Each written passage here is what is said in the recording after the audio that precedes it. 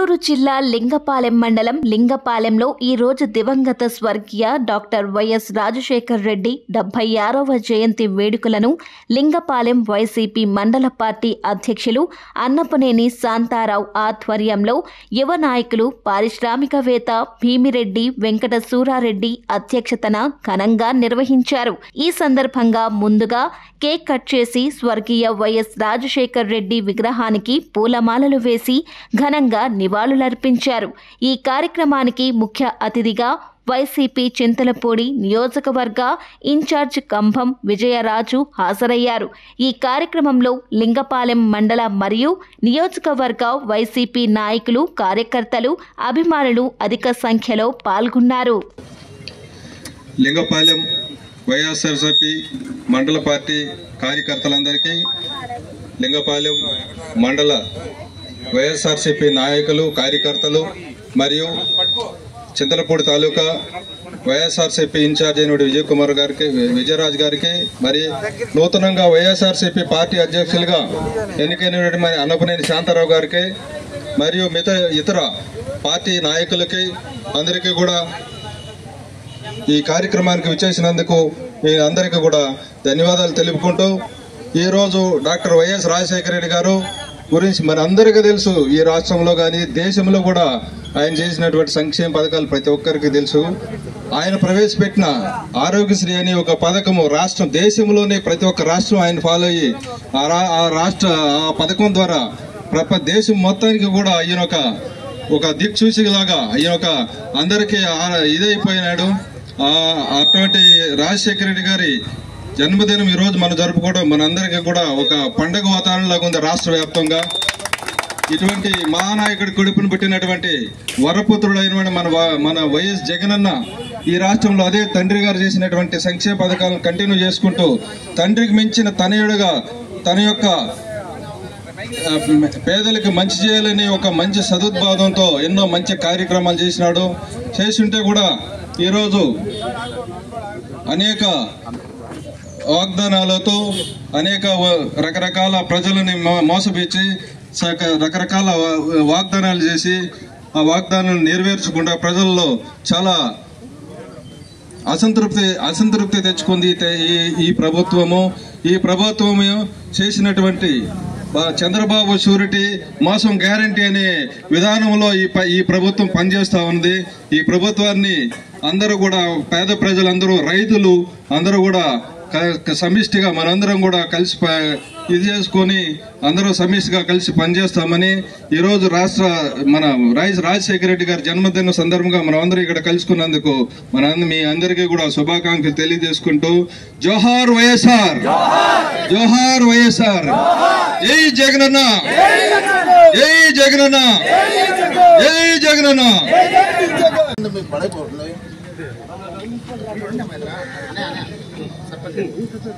ఈరోజు ఆంధ్రప్రదేశ్ ఉమ్మడి ముఖ్యమంత్రిగా అద్భుతంగా పరిపాలన చేసి ప్రజల అందరి గుండెల్లో ఇప్పటికీ ఎప్పటికీ చిరస్మరణీయుడు దివంగత నేత డాక్టర్ వైఎస్ రాజశేఖర రెడ్డి గారి 76వ జన్మదినం సందర్భంగా ఇంత గొప్ప వైభవంగా లింగపాలెం మండలంలో ఇంత ఏర్పాట్లు చేసిన మండల పార్టీ ప్రెసిడెంట్ గారు శాంతారాం గారికి, దీని అంతటికీ కేంద్ర బిందువు ఈ మండలంలో మరి ఆయన ఒక గొప్ప పారిశ్రామికవేత్త, అపర భగీరథుడిలాగా పేరు తెచ్చుకున్న మన బివిఎస్ రెడ్డి గారికి, ఇక్కడికి విచ్చేసిన మన ఎంపీపీ గారికి, ముసలి వెంకటేశ్వరరావు గారికి, తదితర పెద్దలందరికీ, సాయిబాబు గారికి, తదితర పెద్దలందరికీ కూడా పేరు పేరున నా నమస్సమాంజలి తెలియజేసుకుంటూ, డాక్టర్ వైఎస్ రాజశేఖర రెడ్డి గారు ఈ రాష్ట్రానికి సంక్షేమాన్ని అందించిన తొలి ముఖ్యమంత్రిగా ప్రజలందరి గుండెల్లో నిలబడిపోయాడు. ఆయన అప్పటి రోజుల్లో ఆత్మహత్యలు చేసుకుంటున్న రైతులని కాపాడటం కోసం తను ముఖ్యమంత్రి కాగానే ఉచిత విద్యుత్ సంతకం పెట్టిన మహనీయుడు. ఈ అందరూ అన్నదాతల ప్రాణాలను కాపాడిన వ్యక్తి డాక్టర్ వైఎస్ రాజశేఖర రెడ్డి గారు. అంతేకాదు పేద పిల్లలు చదువుకోవడానికి ఆయన ఉచిత విద్య కోసం ఫీజు రీఎంబర్స్మెంట్ ప్రకటించడం ద్వారా కొన్ని లక్షల మంది ఇంజనీరింగ్ విద్యార్థులు కానీ మెడికల్ విద్యార్థులు కానీ చదువుకుని ఈ రోజున ప్రపంచం నలుమూలలుగా ఆయన పేరు చెప్పుకుని చక్కగా బతుకుతున్నారు కాబట్టి బతుకుతున్నారు. అలాగా ఆరోగ్యశ్రీ ద్వారా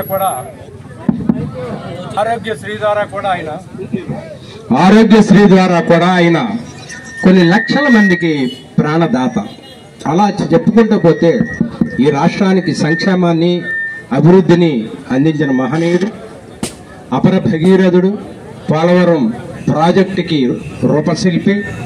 ఈ రోజున మనం పోలవరం ప్రాజెక్టు నీళ్ళని ఎంజాయ్ చేస్తున్నామంటే ఆయన దయ. ఇట్లా డాక్టర్ వైఎస్ రాజశేఖర రెడ్డి గారి ఆంధ్రప్రదేశ్ ప్రజలందరి గుండెల్లో ఉన్నారు.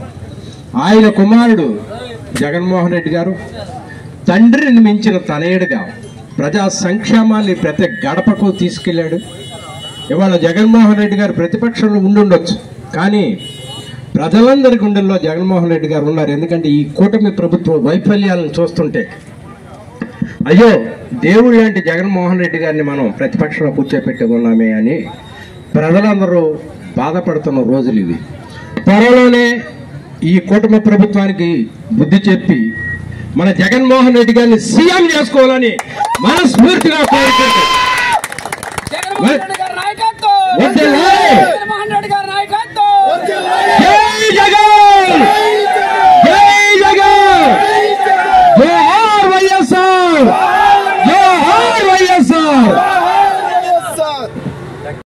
అందరి గుండెల్లో ఎప్పటికీ నిలిచిపోయే నేత మన రాజశేఖర రెడ్డి గారు.